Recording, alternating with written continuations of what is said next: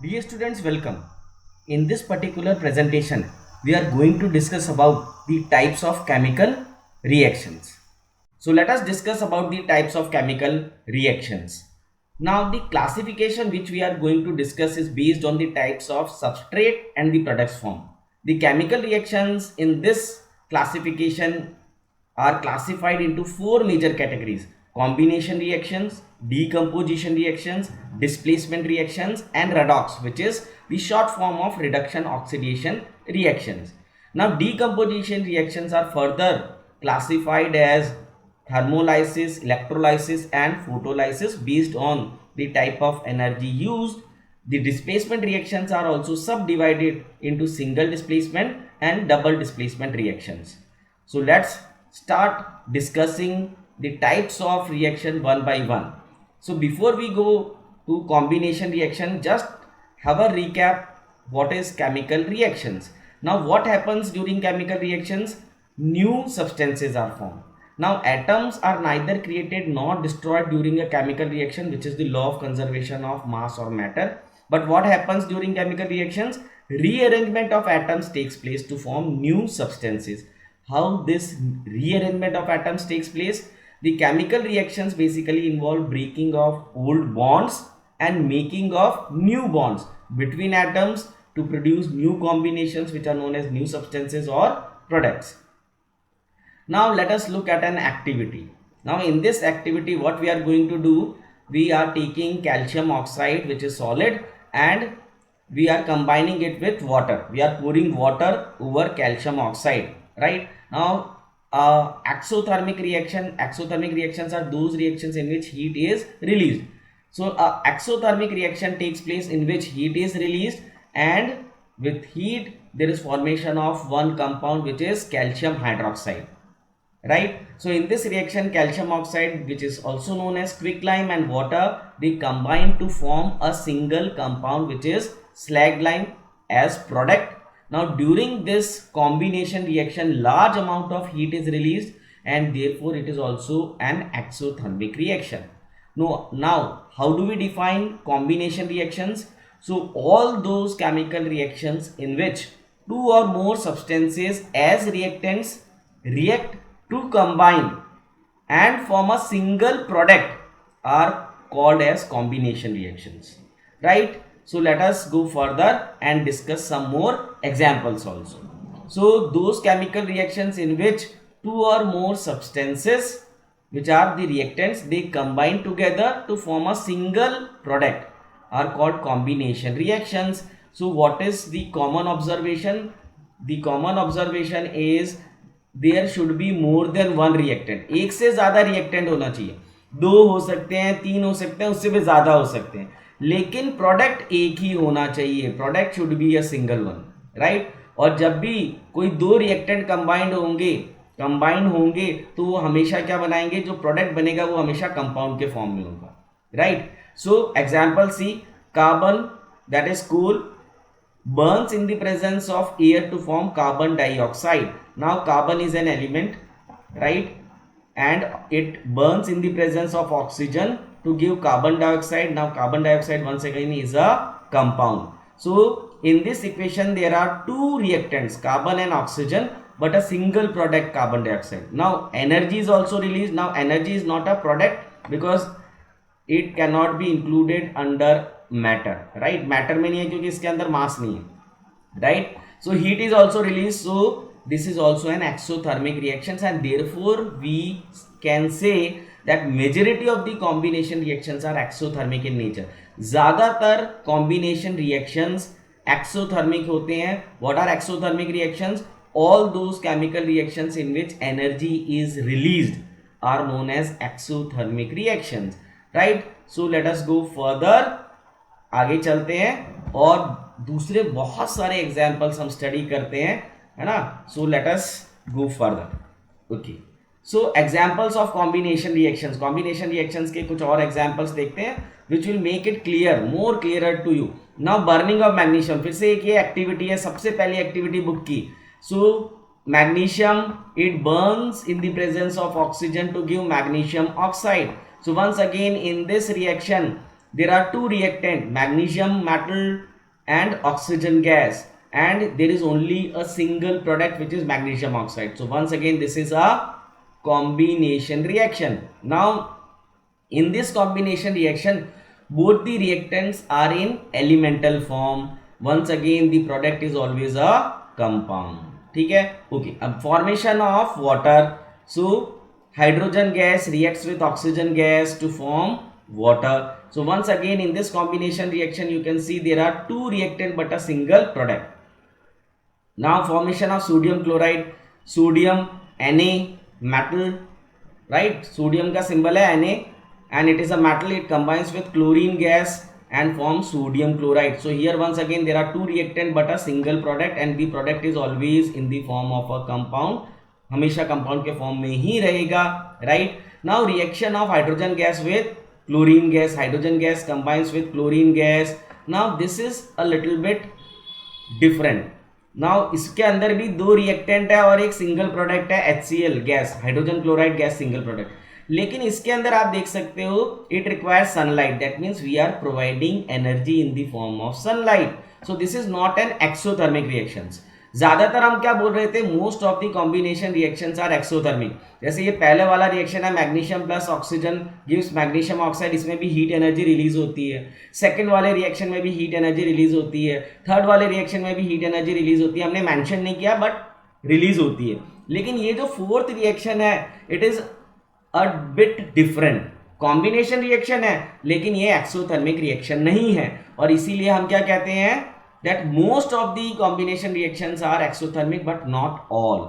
तो ये क्या है, this is one of the exceptions which that means it is a combination reaction but it is not an exothermic reaction, right. So one subcategory of combination reaction is synthesis reaction. book में नहीं दिया हुआ but let me tell you, give information. what is a synthesis reaction? When in combination reaction two or more elements, तो reactants किस फॉर्म में है, elemental form में है. They combine to form a compound. हमेशा प्रोडक्ट तो कंपाउंड के फॉर्म में ही रहेगा, मतलब कि रिएक्टेंट अगर एलिमेंटल फॉर्म में है तो उस तरीके के कॉम्बिनेशन रिएक्शन को हम सिंथेसिस रिएक्शन कहते हैं. तो जो पहला वाला रिएक्शन है देख सकते हो आप, मैग्नीशियम एंड ऑक्सीजन दोनों एलिमेंटल फॉर्म में और मैग्नीशियम ऑक्साइड बना रहे थे, ये भी सिंथेसिस रिएक्शन है. दूसरा वाला भी सिंथेसिस रिएक्शन है, तीसरा वाला भी सिंथेसिस रिएक्शन है और चौथा वाला भी हम बोल सकते हैं सिंथेसिस रिएक्शन है. लेकिन जो इससे पहले हमने पढ़ा था CaO है ना, वो वाला रिएक्शन सिंथेसिस रिएक्शन नहीं था.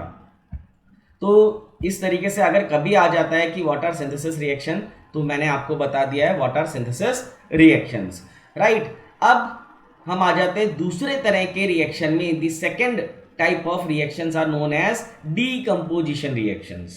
Decomposition reactions, as the name itself suggests, decompose हो रहे हैं. decompose मतलब break down हो रहा है, decompose हो रहे हैं, decomposition, so decompose हो रहे हैं, right. कहीं कहीं पे इसका नाम dissociation reaction भी होता है, right. So what are decomposition reaction? Those chemical reaction in which a single compound.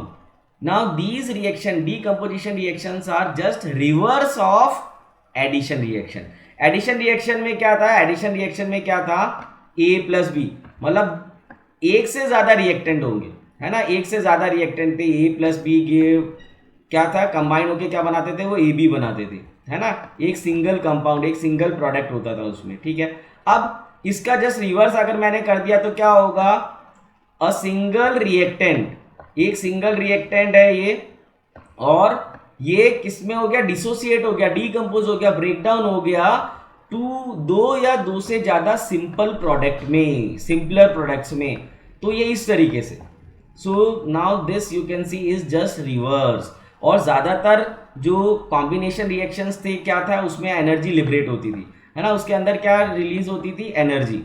और इसके अंदर क्या यूज होती है, मतलब क्या थी, देखो जो कॉम्बिनेशन रिएक्शंस थे दे वर मोस्टली एक्सोथर्मिक, लेकिन जो डीकंपोजिशन रिएक्शंस है they are mostly endothermic. Endothermic means they absorb energy, उनको एनर्जी की जरूरत होती है. तो आप इस तरीके से कंपेयर कर सकते हैं that the decomposition reactions are just opposite of combination reactions, right. They are just opposite, right? Why opposite? Because here there is only a single reactant which on application of energy it breaks down into two or more simpler products. इसमें reactant single होता है लेकिन product एक से ज्यादा होते हैं. Combination reaction में एक से ज्यादा रिएक्टेंट होते थे लेकिन प्रोडक्ट सिंगल होता था. उसमें ज्यादातर एनर्जी रिलीज होती थी और इसके अंदर एनर्जी एब्जॉर्ब होती है, राइट? तो आप देख सकते हो कि क्या है, it is just opposite of combination reaction. So let us go into the details. अब हम एक सबसे पहला एग्जांपल देख लेते हैं. CuCO3 कॉपर कार्बोनेट, ग्रीन होता है कलर में, सॉलिड फॉर्म में. इसको हमने हीट दिया, ट्रायंगल मतलब हीट, डेल्टा. तो ये क्या हो गया, डीकम्पोज हो गया, ब्रेक डाउन हो गया. किसमें? Copper oxide which is black in colour. ध्यान रखना है ये बहुत बार आता है, कॉपर ऑक्साइड किस कलर का होता है. So black in colour and carbon dioxide gas. तो आप इसमें देख सकते हो कॉपर कार्बोनेट, तो रिएक्टेंट एक सिंगल है which on application of energy, energy को सप्लाई करने से, हीट दिया हमने तो एनर्जी दी हमने, तो ये क्या हो गया, ब्रेक डाउन हो गया, ये डीकम्पोज इनटू सिंपलर प्रोडक्ट्स. अब प्रोडक्ट क्या है, एक से ज्यादा है, तो ये इसकी पहचान है. Decomposition reaction, single reactant and reactant is always in the form of a compound.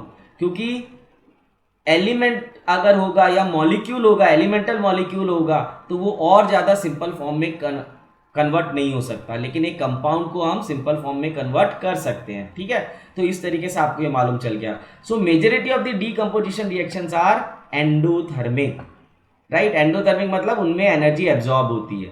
Because अब क्यों होता है, क्योंकि हमारे को क्या करना है, ये कब सिंगल रिएक्टेंट कब एक से ज्यादा प्रोडक्ट में कन्वर्ट होगा, जब इसके बॉन्ड्स टूटेंगे. और क्या होगा, टूटने के लिए हमारे को क्या चाहिए, तोड़ने के लिए एनर्जी चाहिए, right? So decomposition always involves breaking of bonds which require energy. Now this energy is provided either in the form of heat, light or electricity. Okay, so what are decomposition reactions? Just once again let us define those chemical reactions in which a single compound acts as a reactant. So the reactant is always a single compound and it breaks up into two or more simpler products. तो वो single compound जो reactant है on application, mostly on application of energy, it breaks down into two और more simpler products. दो या दो से ज्यादा सिंपल प्रोडक्ट्स में कन्वर्ट हो जाता है. अब ये प्रोडक्ट एलिमेंटल फॉर्म में भी हो सकते हैं, कंपाउंड के फॉर्म में भी हो सकते हैं, एलिमेंट और कंपाउंड के फॉर्म में भी हो सकते हैं, right? So let us go further and look at more examples of decomposition. Plus decomposition reaction में क्या होता है, आपको मालूम है सब टाइप्स होती है ना? तो सब टाइप्स के लिए भी हमारे को और डिटेल में जाना पड़ेगा. So let us go further. So decomposition reactions are further, they are further classified into three types on the basis of energy absorbed. Now what are these three types? If the decomposition reaction uses heat energy, अगर हमारे को क्या करना पड़ता है, heat energy देनी पड़ती है, तो उसको हम कहते हैं थर्मल डीकम्पोजिशन रिएक्शन और thermolysis. If the decomposition reaction involves use of electric energy, then it is known as electrolytic decomposition or electrolysis. If the decomposition reaction absorbs light as a source of energy, then this is known as photolysis, right? Now जैसे हमने combination reaction में पढ़ा था, कौन सा पढ़ा था, synthesis reaction, जिसमें रिएक्टेंट एलिमेंटल फॉर्म में होते हैं और वो कंबाइन होके एक कंपाउंड बनाते हैं प्रोडक्ट के फॉर्म में, उसको हम कहते हैं सिंथेसिस. वैसे ही एक डीकम्पोजिशन रिएक्शन में है analysis reaction, which is once again just the opposite of combination, या हम इस केस में बोल सकते हैं synthesis reaction. So those decomposition reactions in which a compound, इसमें तो कंपाउंड रिएक्टर के फॉर्म में तो कंपाउंड ही रहता है, आपको मालूम है, but it splits up into elemental forms. वो क्या हो जाता है, कंपाउंड किस में हो जाता है, जो प्रोडक्ट बन रहे हैं वो एलिमेंटल फॉर्म में, और प्रोडक्ट एक से ज्यादा बनता है ना? तो उस तरीके के रिएक्शंस को हम बोलते हैं एनालिसिस रिएक्शन. तो ये एनालिसिस रिएक्शन के भी हम एक दो एग्जांपल्स देखेंगे आगे. So let's go further and see more examples. ठीक है, now first let us go and discuss about the thermal decomposition और thermolysis. Now on heating limestone, limestone का फॉर्मूला क्या होता है, कैल्शियम कार्बोनेट उसको बोलते हैं. So CaCO3, it forms quicklime, it decomposes, it breaks down into CaO and carbon dioxide. So calcium carbonate को हमने हीट किया, ट्रायंगल का निशान आपको मालूम है, हीट किया. Now it decomposes into calcium oxide. Calcium oxide solid ही होता है ना, मेटल ऑक्साइड है सॉलिड फॉर्म में, and carbon dioxide gas is given out. So here you can see there is a single reactant always in the form of a compound के form में ही रहेगा.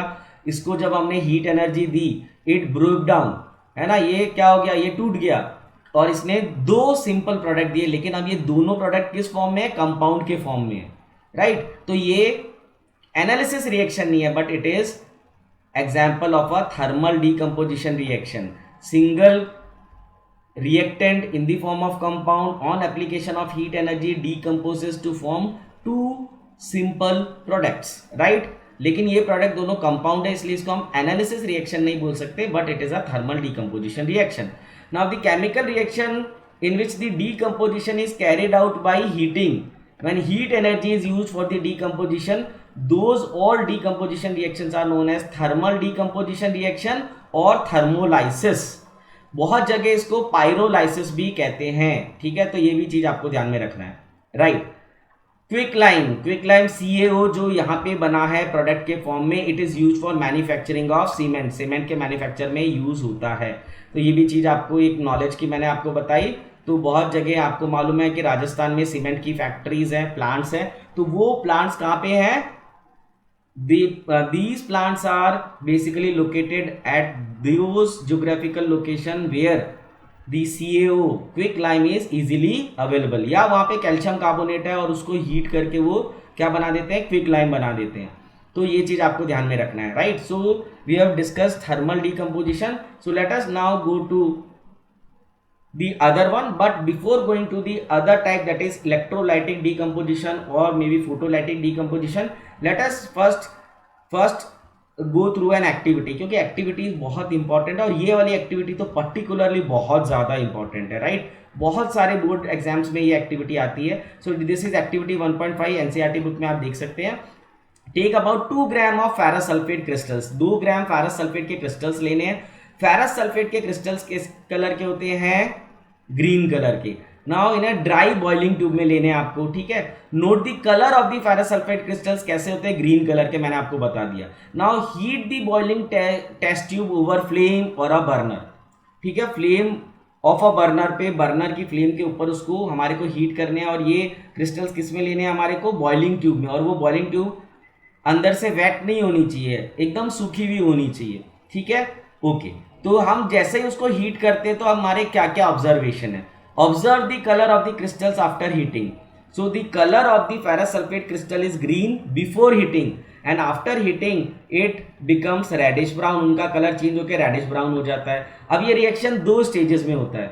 जो भी क्रिस्टल्स होते हैं फेरस सल्फेट के, उनका फॉर्मूला होता है FeSO4. FeSO4 फेरस सल्फेट है, but in the crystalline form, जब वो क्रिस्टल के फॉर्म में होता है, with each molecule of ferrous sulfate, that means with each formula unit of ferrous sulfate there are 7 molecules of water attached.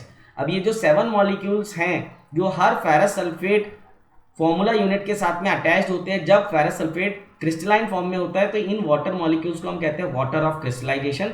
हम ये detail में पढ़ेंगे नेक्स्ट चैप्टर में, एसिड बेसिस एंड सॉल्ट्स में, ठीक है. तो ये वाटर ऑफ क्रिस्टलाइजेशन कितने हैं, हर मॉलिक्यूल के साथ, हर फेरस सल्फेट मॉलिक्यूल के साथ में 7 वाटर के क्या है, मॉलिक्यूल्स अवेलेबल है, अटैच्ड है. When we heat these crystals, सबसे पहले क्या होता है, दिस वाटर ऑफ क्रिस्टलाइजेशन, ये जो 7 मॉलिक्यूल्स है वाटर के, ये क्या हो जाते हैं, इवोपरेट हो जाते हैं. जैसे ही ये इवोपरेट हो जाते हैं तो फेरस सल्फेट क्रिस्टल्स का कलर चेंज हो जाएगा, ऑफ वाइट हो जाएगा, और वो क्रिस्टलाइन फॉर्म से किस में आ जाएंगे, पाउडर्ड फॉर्म में. ये चेंज हो गया. Now if we keep on heating, अगर हम इसको हीट करते रहते हैं, है ना, ये 2 स्टेज में बताई है मैंने ये, लेकिन ये असल में बुक में शायद एक ही स्टेज में दी हुई होगी. If we keep on heating, अब हम फेरस सल्फेट को, अब ये तो इवोपरेट हो गया, अब फेरस सल्फेट को अगर हम कंटिन्यूसली हीट करते हैं तो क्या होता है, देन फेरस सल्फेट डीकम्पोजेज. अब थर्मल डीकम्पोजिशन रिएक्शन है, ferrous sulphate decomposes to form ferric oxide, Fe2O3 ferric oxide, और ये रेडिश ब्राउन कलर की होती है. Plus there are 2 gases which are released, sulfur dioxide gas और sulfur trioxide gas. तो अब इसके अंदर ferrous sulphate decomposes to give ferric oxide and sulphur dioxide and sulphur trioxide gas. तो इसमें प्रोडक्ट कितने बने, 3 प्रोडक्ट, लेकिन रिएक्टेंट सिंगल रिएक्टेंट है। सो वंस अगेन, और ये कैसे डीकंपोज हुआ है, by heating. So once again it is an example of thermal decomposition reaction. Now what are the observation? The green color of the ferrous sulfate crystal changes and a characteristic smell of burning of sulfur. अब burning of sulfur किससे आ रही है, sulphur dioxide और sulphur trioxide gas से आ रही है, right. Okay, now the ferrous sulphate crystals FeSO4.7H2O lose water, और ये वाटर मॉलिक्यूल्स को हम क्या बोलते हैं, water of crystallisation. When heated and the colour of the crystal changes, right, it decomposes to ferric oxide, और ये फेरिक ऑक्साइड बन जाते हैं Fe2O3, सल्फर डाइऑक्साइड और सल्फर ट्राइऑक्साइड गैसेस रिलीज होती हैं, राइट। और ये फेरिक ऑक्साइड का कलर कैसा होता है, रेडिश ब्राउन कलर, जो हम अगले क्या देखेंगे, एक इमेज में देखेंगे, राइट। तो ये है, देख लीजिए इस में जैसे मैंने बताया, ये देखो ये फेरस सल्फेट के क्रिस्टल्स हैं, और ये किस कलर के हैं, ग्रीन कलर के हैं। जैसे हमने हीट किया, अभी इसमें इन्होंने वाटर ऑफ क्रिस्टलाइजेशन नहीं दिखाया है, ठीक है, लेकिन 7 वाटर के मॉलिक्यूल्स अटैच होते हैं, तो ये चीज़ आपको ध्यान में रखना है। हीट किया हमने इसको, तो ये क्या बन गया, डीकंपोजिशन रिएक्शन है, थर्मल डीकंपोजिशन। फेरिक ऑक्साइड जो रेडिश ब्राउन कलर की है, जो ये आप देख सकते हो यहाँ पे, राइट, सल्फर डाइऑक्साइड और सल्फर ट्राइऑक्साइड गैस रिलीज होती है, which gives the smell of burning of sulphur. और ये एक्टिविटी इस तरीके से करनी है। ये क्या है, एक टोंग है जिसको हम बोलते हैं टेस्ट ट्यूब होल्डर भी, और हमने एक बॉइलिंग टेस्ट ट्यूब ली है जो नॉर्मल टेस्ट ट्यूब से बड़ी होती है, और इसके अंदर हमने फेरस सल्फेट के क्रिस्टल्स रखे हैं और हीट कर रहे हैं, ठीक है। सल्फर डाइऑक्साइड और सल्फर ट्राइऑक्साइड ये गैसेज है विच इवॉल्व, और रेडिश ब्राउन क्या है, ये फेरिक ऑक्साइड बन जाता है इसमें। सो ये एक्टिविटी बड़ी इंपॉर्टेंट है। मैंने आपको बताया बोर्ड्स के अंदर ज़्यादातर क्वेश्चन जो केमिस्ट्री में हैं, they are asked from these activities, so you have to remember these activities. Now thermal decomposition में एक और बहुत ही इम्पॉर्टेंट एक्टिविटी है, वंस अगेन बहुत इंपॉर्टेंट है, मैंने आपको पहले भी शायद ये बताया हुआ है, रिएक्शन, राइट। और ये रिएक्शन हमने किया था कब, करेक्टरिस्टिक्स ऑफ केमिकल चेंजेस के अंदर। तो आपको जब मैं इसकी इमेज बताऊंगा तो आपको याद आ जाएगा, ठीक है। So take about 2 gram of lead nitrate, lead nitrate आपको लेना है 2 ग्राम, और लेड नाइट्रेट का फॉर्मूला है PbNO3 whole twice in a boiling test tube, boiling test tube में लेना है इसको। Now heat the boiling test tube over a flame, boiling test tube को फ्लेम के ऊपर हीट करना है।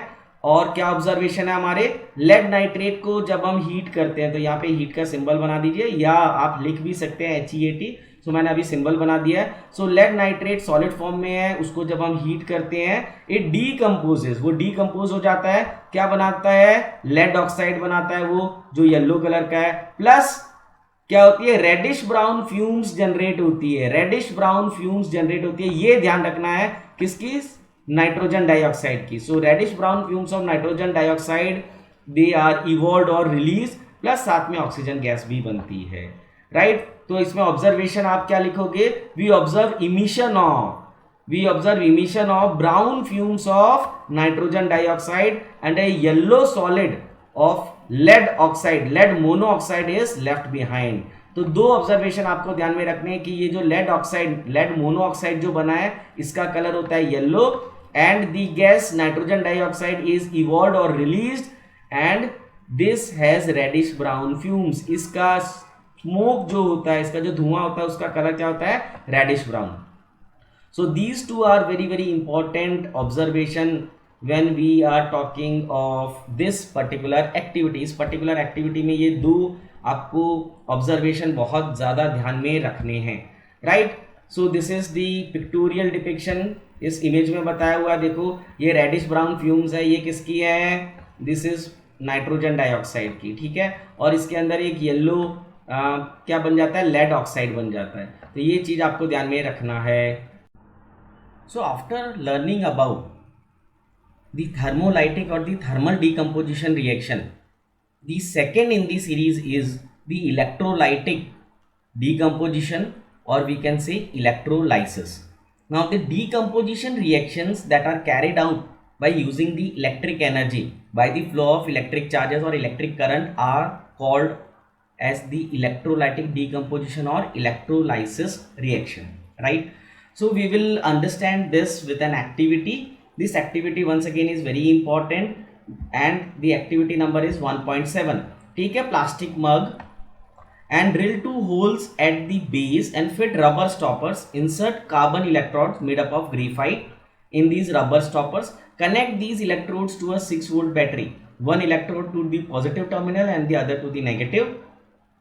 Now fill the mug with water such that the electrodes are immersed. Add a few drops of sulfuric acid. Why we have to add few drops of acid? We have to add to make the water more conducting. Now take 2 test tubes filled with water and invert them over the 2 carbon electrodes. Switch on the current and leave the apparatus undisturbed for some time. Now what are your observations? So let us see what are the observation and what the apparatus looks like. So in the next slide, this is the apparatus, right? So this is the actual apparatus ऐसे दिखाई देता है, ठीक है। और जो हमने अभी एक्टिविटी के लिए बनाया वो ये प्लास्टिक का मग है, उसमें नीचे हमने 2 होल किए, फिर रबर के स्टॉपर लगाया, फिर ग्रेफाइट की, कार्बन की क्या ली हमने 2 इलेक्ट्रोड्स ली, एक को पॉजिटिव टर्मिनल और दूसरे को सेकंड जो नेगेटिव टर्मिनल है बैटरी का उससे कनेक्ट किया, right. And then we filled it with water and we added some drops of acid, sulfuric acid to it to make the water more conducting, and then we inverted the water filled test tubes on both the electrodes.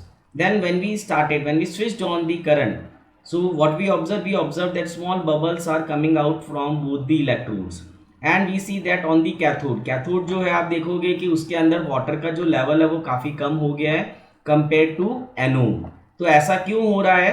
ऐसा इसलिए हो रहा है, this is happening because there is a question also that why the amount of hydrogen, because here the amount of hydrogen formed is much more, it is almost double the compared to the volume of the oxygen formed. So why there is a difference in the volume of hydrogen and oxygen formed? Because when one molecule of water get decomposed, we have 2 atoms of hydrogen के 2 atom मतलब एक molecule मिलता है हमारे को। और अगर मैं ये बैलेंस्ड फॉर्म में लिखूं तो when the 2 molecules of water get decomposed we have 2 molecules of hydrogen and we have just 1 molecule of oxygen. Oxygen का सिर्फ हमारे को क्या मिलता है? एक मॉलिक्यूल मिलता है 1, लेकिन हाइड्रोजन के 2 मॉलिक्यूल मिल रहे हैं। So you can see that the number of molecules of hydrogen are double compared to oxygen, and that is why the amount of hydrogen gas, the volume of hydrogen gas formed is double the volume of oxygen gas formed. तो clear होगा आप लोगों को, मालूम चल गया ये किस लिए है। So I know that you all can answer this question very well now. So let us go further. So electrolytic decomposition reaction or electrolysis, when current is passed through water, bubbles are produced in the test tubes. We are talking about the previous activity. The bubble displace water in the test tube and the level of water starts falling as the gases start getting collected in the inverted test tubes. The level of water in the 2 test tube is different. Why? We have already answered this question. Because when 2 molecules of water get decomposed by the passage of electric current, what happens? We get 2 molecules of hydrogen but just 1 molecule of oxygen. Therefore the amount of hydrogen gas formed is double the amount of oxygen gas. Therefore the level of water in the electrode where hydrogen gas is formed, that is the cathode, is lower compared to the amount of water in the test tube where the oxygen gas is formed, that is anode, right? So I hope that you have understood. And let us now let us just study the observations. वैसे तो हम ये बात कर चुके हैं. So observation, we have water when it undergoes the electrolysis, we have hydrogen and oxygen produced. So this is a depiction of this reaction. ये reaction का एक depiction है, आप यहाँ देख सकते हो 2 मॉलिक्यूल है वाटर के, right? ये ऑक्सीजन है और ये 2 हाइड्रोजन है। When they decompose we have 2 molecules of hydrogen. ये हाइड्रोजन के 2 मॉलिक्यूल्स हो गए, है ना, H2 ये H2 है ना, ये H2 हो गया, ये भी H2 और ये भी H2। तो 2 मॉलिक्यूल्स हो गए हाइड्रोजन के, लेकिन हमारे को सिर्फ एक मॉलिक्यूल है ऑक्सीजन का, राइट? तो ये चीज़ आपको मालूम चल गई, राइट? तो इसीलिए जो हाइड्रोजन गैस का जो अमाउंट है, it is double the amount of oxygen gas. Okay, so I hope that this is clear, right? So the volume, अब कौन सी गैस कहाँ पे कलेक्ट होती है? हाइड्रोजन गैस जो है वो H+ आयन के फॉर्म में मिलती है और उसके बाद में उसका क्या होता है? रिडक्शन होता है, इसलिए H प्लस आयंस है तो वो कहाँ की तरफ अट्रैक्ट होंगे, नेगेटिव इलेक्ट्रोड की तरफ। पॉजिटिव आयंस अट्रैक्ट होते हैं और पॉजिटिव आयंस को इसीलिए कहते हैं कैटायंस। और जो ऑक्सीजन है वो क्या बनती है, O2 माइनस, मतलब नेगेटिव आयंस, और नेगेटिव आयंस कहाँ की तरफ, पॉजिटिव इलेक्ट्रोड एनोड की तरफ अट्रैक्ट होते हैं, इसलिए उनको कहते हैं एनायंस। तो ऑक्सीजन गैस एनोड पे कलेक्ट होगी और हाइड्रोजन गैस कैथोड पे कलेक्ट होगी। Now the volume of hydrogen gas is 2 times that of oxygen, which indicates the ratio of hydrogen to oxygen in the molecule of water, 2:1 by volume, and that is why the level of water in the two test tube was different. Hydrogen वाली test tube जो cathode पे थी उसमें काफ़ी नीचे था। the level of water in the test tube with hydrogen gas cathode was lower than the level of water in the test tube with oxygen gas at the anode. So I hope this is very very clear to all of you, right? So this activity once again is very important, right? So electrolytic decomposition reactions, more examples I have given for you so that it is very very clear. So electrolysis of molten sodium chloride, sodium chloride जो हम घर में खाते हैं common salt, उसको अगर हम बहुत ज़्यादा हीट करें, अब वो क्या है, एक आयनिक कंपाउंड है, उसको उसकी बॉइलिंग पॉइंट क्या और मेल्टिंग पॉइंट बहुत हाई होता है, तो उसको जब हम मेल्ट कर लें, तो लिक्विड है ये, मेल्ट कर लें हम NaCl को और फिर उसकी इलेक्ट्रोलिसिस करें, मोल्टन सोडियम क्लोराइड की इलेक्ट्रोलिसिस करें, तो हमारे को Na मिलेगा, सोडियम मेटल मिल जाएगा हमारे को, और क्लोरीन गैस मिलेगी हमारे को। क्लोरीन जो है वो गैस के फॉर्म में और सोडियम सॉलिड फॉर्म में। सो this is the apparatus for electrolysis of molten sodium chloride. तो आप देख सकते हो यहाँ पे एक ये पोरस स्क्रीन है बीच में, और ये इस तरह का इलेक्ट्रोलिटिक सेल है, और इसमें हमने क्या लिया, मोल्टन NaCl, मोल्टन मतलब पिघला हुआ। तो पहले हम NaCl को बहुत हीट करते हैं और मेल्टिंग पॉइंट जब पहुंचता है उसके बाद में ये जब मेल्ट हो जाता है तब उसकी इलेक्ट्रोलिसिस होती है, ठीक है ना। सो अब क्या हुआ, जैसे हमने मोल्टन NaCl में क्या होगा, Na प्लस और Cl माइनस अलग अलग रहते हैं, right. So when we this, ये वोल्टेज सोर्स है, इलेक्ट्रिसिटी का सोर्स है, ये पॉजिटिव टर्मिनल और नेगेटिव टर्मिनल। अब ये एनोड है, तो एनोड पे क्या होता है, क्लोरीन जो है नेगेटिव है, इसलिए वो पॉजिटिव टर्मिनल की तरफ क्या होगा, अट्रैक्ट होगा, राइट। और इसका जो इलेक्ट्रॉन है ये डोनेट कर देगा इसका, तो ये हम बाद में पढ़ेंगे क्या होगा इसका, ये ऑक्सीडेशन रिएक्शन बोलते हैं, लॉस ऑफ इलेक्ट्रॉन। तो ये क्लोरीन जो है, दो क्लोरीन के एटम्स मिलके दो इलेक्ट्रॉन्स दे देते हैं और वो आपस में बॉन्ड बना लेते हैं और क्लोरीन Cl2 बन जाता है, और यहाँ से ये बबल्स निकल रहे हैं, ये क्लोरीन गैस के हैं। क्लोरीन गैस का कलर कैसा होता है, हल्का सा ग्रीनिश होता है, ठीक है। फिर यहाँ पे देखिए Na प्लस है, प्लस मतलब इसने एक इलेक्ट्रॉन दिया हुआ है। अब यहाँ से क्या हो रहा है, इलेक्ट्रिसिटी आ रही है, and electric current is basically flow of electrons. तो ये इलेक्ट्रॉन्स आ रहे हैं यहाँ पे, और ये Na प्लस क्या करेगा, इलेक्ट्रॉन ले लेगा। सो 2Na प्लस, दो, क्योंकि हम इक्वेट कर रहे हैं, दो इलेक्ट्रॉन इसने यहाँ पे दिए हैं क्लोरीन ने, तो दो इलेक्ट्रॉन हम यहाँ पे गेन सोडियम को करवाएंगे, इसलिए दो मॉलिक्यूल, दो एटम्स लिए हैं सोडियम के, 2Na plus, and they gain 1 electron each, and we have 2 atoms of sodium, they get deposited on this, इसके ऊपर डिपॉजिट होते रहते हैं कैथोड के ऊपर। So this is how the electrolysis of molten sodium chloride is carried out, और this is an example of electrolysis, electrolytic decomposition reaction, right? Now let us come to the third and the last sub classification of the decomposition reaction, photo decomposition or photolysis. Now the photographic film, जो photographic film पहले use होती थी पुराने, मतलब 20 से 30 साल पहले, आपने शायद नहीं देखी होगी, the photographic film which was used in the reel camera, जिसमें एक रील लगती थी, had a coating of silver bromide, AgBr, silver bromide की कोटिंग होती थी उस पर। ये देखो, ये वाला है जो पुराने टाइम में हमारे को मालूम है, जब हमारे बचपन में हमारे माता पिता फोटो खींचते थे, कहीं पिकनिक में जा रहे हैं, कोई ऐसे वेडिंग है या कोई बर्थडे सेलिब्रेशन पार्टी वगैरह, तो इस तरीके की ऐसी रील आती थी जिसको अंधेरे कमरे में इस तरीके के कैमरे में क्या किया जाता था, लोड किया जाता था। फिर इस कैमरे में जब क्लिक होता था तो क्या होता था, इस लेंस के से शटर हटता था और जो लाइट जाती थी वो इस यहाँ पे रील पे पड़ती थी, और रील पे क्या है, AgBr, and AgBr is a chemical which is light sensitive, right. तो क्या होता था, when photographic film is expose to light, silver bromide decomposes to form silver and bromine gas, और इससे क्या होता था, जहां जहां पे भी लाइट का एक्सपोजर होता था वहां पे एक पर्टिकुलर इमेज जैसा बन जाता था, राइट। सो 2 AgBr के दो मॉलिक्यूल लेते हैं, and if it is expose to sunlight जो लाइट एनर्जी वो एब्जॉर्ब कर रहे हैं, because of this light energy they decompose to silver and bromine. Bromine जो है वो गैस के फॉर्म में या अगर टेम्परेचर काफ़ी कम है 25 डिग्री है तो वो लिक्विड के फॉर्म में भी आ सकता है। सो सिल्वर ब्रोमाइड AgBr, अब ये लाइट येलो कलर का है। In the presence of sunlight, sunlight से जो एनर्जी है वो यूज करके क्या हो जाता है, decompose into silver metal and we have bromine in the form of gas. So those decomposition reactions in which light is absorbed, right? So these decomposition reactions are known as photo decomposition reactions or photolytic reactions. So I hope this is clear to you. और अगर कहीं पे ये question आता है कि AgBr कहाँ use होता है, so black and white photography में यूज होता था इन द प्रीवियस ईयर्स, पुराने जमाने के अंदर.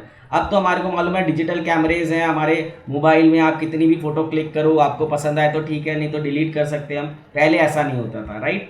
Okay, now this is once again an activity and activities are very important as you know. So activity 1.8, so let us understand about, ये छोटी सी एक्टिविटी है. So take about 2 gram of silver chloride in a china dish. ये यहाँ पे activity में दिया हुआ है. ये चाइना डिश मतलब एक जो सेरेमिक प्लेट होती है उसके अंदर हमने 2 ग्राम्स क्या ले लिया है, सिल्वर क्लोराइड AgCl, ठीक है. तो सिल्वर क्लोराइड ले लिया हमने. व्हाट इज इट्स कलर, तो अब ये जो कलर है ये व्हाइटिश कलर है इसका. Place this china dish in sunlight for some time, और आप आगे देखोगे इसका कलर क्या है. So observation, after some time the white silver chloride turns grey, जैसे सिल्वर ब्रोमाइड में हुआ था, similar same grey due to the formation of silver metal in the reaction. तो इसमें भी सिल्वर मेटल बनता है Ag और क्लोरीन गैस रिलीज हो जाती है. And this is also a photolytic और photo decomposition reaction. So conclusion, silver chloride undergoes photo decomposition in the presence of sunlight to produce silver metal and chlorine gas. So I hope this is once again clear to you. और छोटी सी activity आपको याद रखनी है. So this reaction is also an example of photolytic decomposition or photolysis, right? So this is the actual reaction. AgCl silver chloride white होती है when it is exposed. अब ये सनलाइट है, यहाँ पे मैंने लिखा नहीं है, सनलाइट है. in the presence of sunlight, so it decomposes to give silver and chlorine gas. so this is sunlight. so आप यहाँ पे ध्यान रखना है, आपको यहाँ पे क्या लिखना है, आपको सनलाइट, यहाँ पे आपको सनलाइट लिखना है आपको. तो ये चीज आपको ध्यान में रखना है, sunlight, sunlight. Okay, so in the presence of sunlight it decomposes into silver and chlorine gas. और इसका कलर कैसा हो जाता है, सिल्वर का ग्रे कलर हो जाता है. और सिल्वर क्लोराइड का कलर कैसा था, वाइट का कलर था. तो ये ऑब्जर्वेशन है जो आपको ध्यान में रखने हैं, ये पूछे जा सकते हैं आपको, राइट? एक क्वेश्चन आता है, बहुत ही इंपॉर्टेंट क्वेश्चन है, राइट? और उसका लॉजिक क्या है आपको मालूम चल जाएगा. Why do we store hydrogen peroxide in coloured bottles? Now hydrogen peroxide क्या होती है, H2O2, and it is used in hospitals for washing the wounds. घावों को धोने के लिए, जब चोट लग जाती है तो उस पर कुछ गंदगी है या कुछ अगर माइक्रो ऑर्गेनिजम्स पैथोजेंस है, तो जैसे ही हॉस्पिटल जाते हैं तो हॉस्पिटल में क्या होता है, या तो स्पिरिट से, है ना, तो या तो स्पिरिट से धोते हैं या फिर हाइड्रोजन पेरोक्साइड से उस घाव को धोते हैं, जिससे उसमें जो भी गंदगी है, जो भी पैथोजेंस है वो हट जाए, मर जाए. तो उसके लिए हाइड्रोजन पेरोक्साइड यूज होती है. लेकिन हाइड्रोजन पेरोक्साइड को अगर हम सनलाइट से एक्सपोज कर दें तो क्या हो जाती है, वो डीकम्पोज, वो क्या बना देती है, वाटर प्लस ऑक्सीजन, वो रिड्यूस हो जाती है और ऑक्सीजन उससे अलग हो जाता है. अब ये वाटर है, वाटर में वो प्रॉपर्टीज नहीं होती जो हाइड्रोजन पेरोक्साइड में होती है. तो हाइड्रोजन पेरोक्साइड को हाइड्रोजन पेरोक्साइड ही रखना है, उसको वाटर में कन्वर्ट नहीं होने देना है. तो उसके लिए हम इसको क्या करते हैं, हम इसको डार्क बॉटल में रखते हैं ताकि सनलाइट वहां तक नहीं पहुंचे. So hydrogen peroxide is very sensitive to light. It decomposes into water and oxygen in the presence of light. So it is always stored in colored bottles to protect it from decomposition by the exposure of light. Now what are the main points? Decomposition reactions require energy. Therefore they are endothermic. Either in the form of heat, अगर heat के form में है तो thermal decomposition, thermolysis. If it needs electrical energy, electrolysis. Or if light energy is used or absorbed, then it is photolytic decomposition or photolysis. Most of the decomposition reactions are endothermic, क्योंकि bonds को तोड़ने के लिए energy की जरूरत होती है. और इसमें जो रिएक्टेंट होता है वो क्या होता है, the reactant is always a compound, complex compound, heavy compound, right? So use of decomposition reactions कहाँ पे यूज में आते हैं. So many metals are obtained from their naturally occurring compounds like chlorides and oxides by electrolytic decomposition reaction. जैसे हमने sodium chloride molten sodium chloride का electrolytic decomposition हमने पढ़ा था, हमने समझा था। उसमें हमारे को क्या मिलता है, क्लोरीन गैस मिलती है और सोडियम मेटल मिलता है, राइट। सिमिलरली मैग्नीशियम में भी, मैग्नीशियम मेटल को एक्सट्रैक्ट करने के लिए भी हमारे को मैग्नीशियम क्लोराइड का क्या करना पड़ता है, इलेक्ट्रोलिटिक रिडक्शन करना पड़ता है, इलेक्ट्रोलिसिस करना पड़ता है, right. When electricity is pass through molten metal chloride और metal oxide, pure metal is obtained at cathode, जैसे हमने NaCl के इलेक्ट्रोलिसिस में देखा था। For example the sodium metal, ये हमने बात कर चुके हैं हम। ये photolytic decomposition reaction of silver bromide is used in photography. Once again very important, you have to remember the digestion of food in the body is also a decomposition reaction. The carbohydrate decomposes into simple sugar with the help of enzymes, ठीक है, जो हम आगे biology में पढ़ेंगे, life sciences में पढ़ेंगे, life processes chapter में पढ़ेंगे। into glucose and proteins decomposes into amino acids. So I hope the two major types of reactions, combination reactions and decomposition reactions, I think you have got a fair understanding.